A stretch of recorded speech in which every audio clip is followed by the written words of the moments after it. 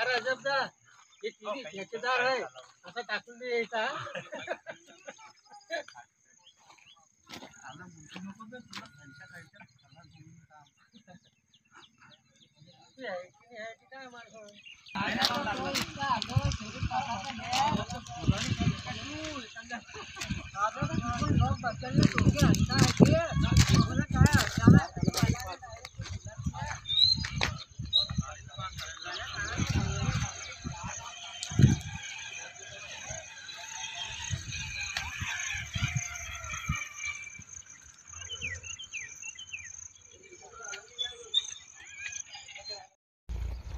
हां बोला दादा, काय झालं होतं रात्री ते 12 तारखेच्या रात्री?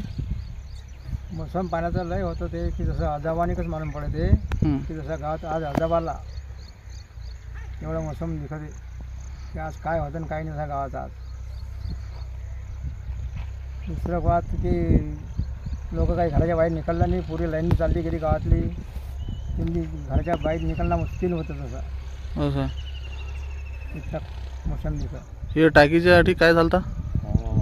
ते टाकीच्या अंगात हवाचं जसं हवामध्ये काय झालं ते तसं कोण आता घरातून वाटलो की पाहिलं तसा घरात असता आम्हाला समान पडलं की तसा आता काय होतं ना आज काही नाही तसं विजावर राहील ते. हा तसं या पायाला युवा तर लाईन चालली गेली.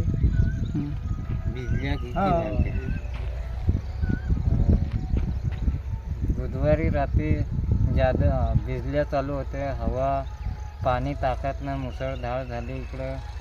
त्या भिजल्यामध्ये काही सांगेल नाही गेला कवा टाका पडला खाला. ते मौसम असा होता लय एकदम असा लय बिजली इतकी होती की डायरेक्ट शेकण खाली नाही होती भिजलेलं. लोक म्हणजे डायरेक्ट दिवालते. लोक या घरातून त्या घरात चालले होते, ज्याचे कच्चे घर होते ते पक्के घरीत गेले. लोक झोपले नाही 2-3 घंटे. गाव पुरा जागी होता.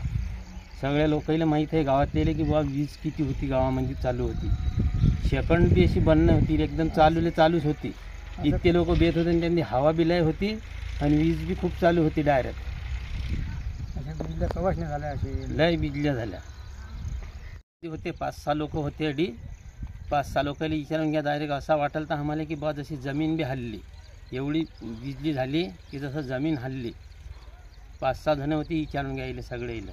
हे बहादूरबुवा बी होते. बहादूरबुवाला बी विचारून घ्या की किती जमीन तरी हल्ली तर असा धक्का आला जमीनला.